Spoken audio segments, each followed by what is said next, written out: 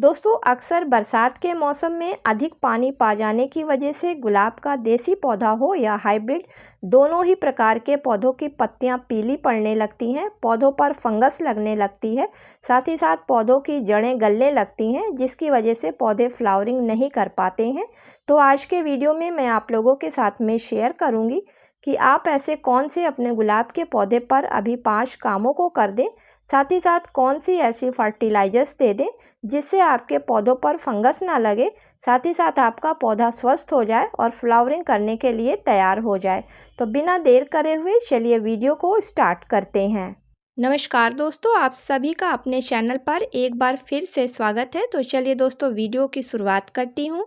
दोस्तों, गर्मियों के मौसम में अक्सर गुलाब के पौधे डल और मुरझा से जाते हैं, लेकिन जैसे ही इनको बरसात का पहला पानी मिलता है तो ये पौधे फिर से एक्टिव हो जाते हैं और अपनी नई ग्रोथ को स्टार्ट करने के साथ में हरे भरे होना शुरू हो जाते हैं।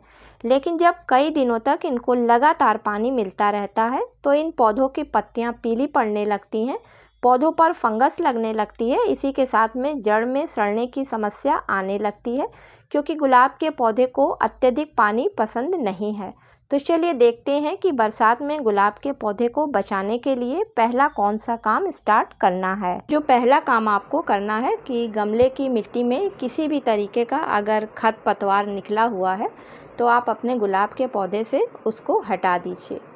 अगर आप नहीं हटाएंगे तो जब आप इसको फर्टिलाइज़र देंगे तो ये खरपतवार जो हैं वो फर्टिलाइज़र को ले लेंगे न्यूट्रिशन के रूप में और पौधे को नहीं मिल पाएगा, जिसकी वजह से पौधा कमज़ोर रह जाएगा। तो सबसे पहला काम आपको करना है कि अपने गमले की मिट्टी से जितने भी खरपतवार हैं गुलाब के पौधे की मिट्टी में वो सभी को हटा देना है। इसके बाद अगला काम आपको प्रूनिंग करना है। तो फ्रेंड्स, जितने भी देसी गुलाब के पौधे होते हैं उन सभी पे इस समय बरसात के सीज़न में हार्ड प्रूनिंग करी जाती है, और जितने भी हाइब्रिड गुलाब के हमारे पौधे होते हैं उन सभी पर अक्टूबर लास्ट में हार्ड प्रूनिंग करी जाती है।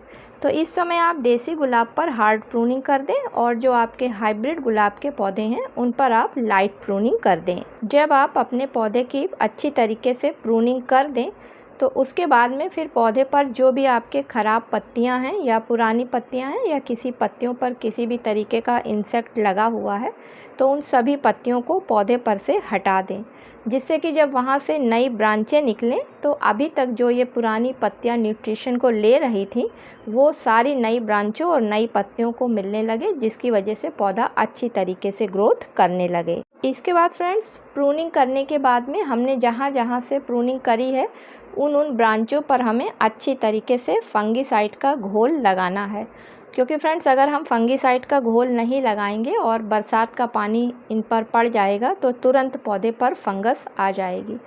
तो उसके लिए आप किसी अच्छी फंगीसाइड का इस्तेमाल यहाँ पर करें। हल्दी एक बहुत स्लो फंगीसाइड है, इसलिए बरसात के सीज़न में आप हल्दी का इस्तेमाल ना करें। इसकी जगह पर आप साफ़ फंगीसाइड का इस्तेमाल कर सकते हैं, या फिर आप दालचीनी के पाउडर को एलोवेरा जेल में मिलाकर कटे हुए भाग पर अच्छी तरीके से लेप लगा दें, जिससे कि बरसात के पानी से पौधा ख़राब ना हो। और लेप लगाने के बाद में आप पौधे को उठाकर किसी शेड वाली जगह पर 2 दिन के लिए रख दें, जिससे कि ये फंगीसाइड अच्छी तरीके से पौधे की ब्रांच में लग जाए। इसके बाद आपको अपने गुलाब के पौधे की गुड़ाई करनी है। तो फ्रेंड्स, वैसे तो हर पौधे की हर 15 दिन में एक बार गुड़ाई करना बहुत ज़रूरी होता है एयर सर्कुलेशन को सही करने के लिए, क्योंकि जब हम पानी लगातार देते रहते हैं तो पौधे की मिट्टी की ऊपरी लेयर काफ़ी टाइट हो जाती है, जिसकी वजह से पौधे की जड़ों में अच्छी तरीके से ऑक्सीजन नहीं पहुंच पाती है और वो पौधा कमज़ोर हो जाता है। तो इसलिए आप गुलाब के पौधे की अपने अच्छी तरीके से गुड़ाई कर दें, जिससे कि मिट्टी लूज हो जाए और जड़ों तक एयर अच्छी तरीके से पहुंचने लगे। अब फ्रेंड्स आती है गुलाब के पौधे को फर्टिलाइज़र देने की। तो चूँकि हमने इसकी प्रूनिंग कर दी है इसलिए हमें पौधे की अभी ग्रोथ को बढ़ाना है, और ग्रोथ को बढ़ाने के लिए पौधे को ग्रोथ हार्मोन्स की ज़रूरत पड़ेगी। तो ग्रोथ हार्मोन्स को बढ़ाने के लिए आप नेचुरल फर्टिलाइज़र को एलोवेरा की पत्ती का बनाकर इस्तेमाल कर सकते हैं, क्योंकि इसमें बहुत अधिक मात्रा में बायो एंजाइम के साथ साथ रूट ग्रोथ हार्मोन्स पाए जाते हैं। इसीलिए फ्रेंड्स एलोवेरा की पत्ती को रूटिंग हार्मोन्स के रूप में भी इस्तेमाल किया जाता है। तो इस फर्टिलाइज़र को बनाने के लिए आप एक साफ़ एलोवेरा की पत्ती को ले लें और उनको छोटे छोटे टुकड़ों में कट कर लें। अब आप मिक्सर जार में 1 लीटर पानी डालें और इन टुकड़ों को डालकर अच्छी तरीके से एक महीन सा पेस्ट बना लें और ये बनी हुई फर्टिलाइज़र ही आपकी नेचुरल फर्टिलाइज़र कहलाएगी। अब फ्रेंड्स इसको ऐसे ही नहीं डालना है, पहले इसको छान लेना है। तो किसी छन्नी की मदद से इसको छान लें और छानने के बाद में जो ये आपका नीचे का पानी तैयार हुआ है यही हमें पौधे को देना है। इसके अलावा फ्रेंड्स इसमें एक फर्टिलाइज़र अभी और यूज़ करनी है, तो वो है हमारी वर्मी कंपोस्ट। क्योंकि आप इसमें यूज़ करी हुई चाय पत्ती का भी इस्तेमाल कर सकते हैं, लेकिन इस समय बरसात का सीज़न चल रहा है और यूज़ करी हुई चाय की पत्ती को डालने से हो सकता है मिट्टी में फंगस आ जाए। तो आप 10 इंच का अगर गमला है तो उसके लिए आप 50 ग्राम के करीब वर्मी कंपोस्ट खाद को ले लें। वर्मी कंपोस्ट खाद में भी NPK की बहुत अच्छी मात्रा पाई जाती है। इसके अलावा इसमें कई माइक्रो न्यूट्रिएंट्स भी होते हैं जो कि पौधे की ग्रोथ के लिए काफ़ी अच्छे होते हैं। तो अब आप मिट्टी की गुड़ाई कर लें और गुड़ाई करने के बाद में इस खाद को मिट्टी में अच्छी तरीके से मिला दें। अब आपको इसमें पानी का इस्तेमाल नहीं करना है, बल्कि फ्रेंड्स जो आपने एलोवेरा की नेचुरल फर्टिलाइज़र को बनाया है, पानी की जगह पर उस फर्टिलाइज़र को इसमें आप पौधे में अच्छी तरीके से डाल दीजिए, जिससे कि पौधे की जड़ तक ये फर्टिलाइज़र नेचुरल वाली पहुँच जाए।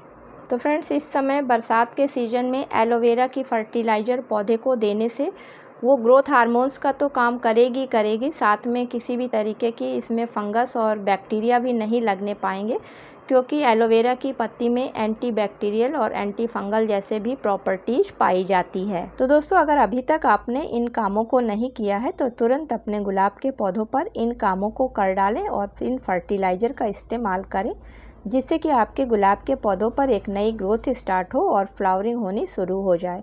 साथ ही बरसात के पानी से गुलाब को बचाना होता है दोस्तों, अधिक पानी पाने से इनकी जड़ें खराब हो जाती हैं। इसलिए आप समय समय पर अपने गुलाब के पौधों के गमले की मिट्टी को चेक करते रहें।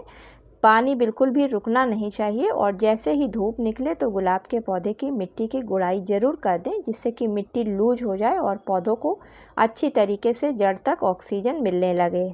उम्मीद करती हूँ कि आज का वीडियो आप लोगों को पसंद आया होगा। अगर दोस्तों पसंद आया हो तो इसे लाइक और शेयर करें। मिलती हूँ किसी अगले वीडियो में किसी नई जानकारी के साथ में। तब तक के लिए दोस्तों हैप्पी गार्डनिंग।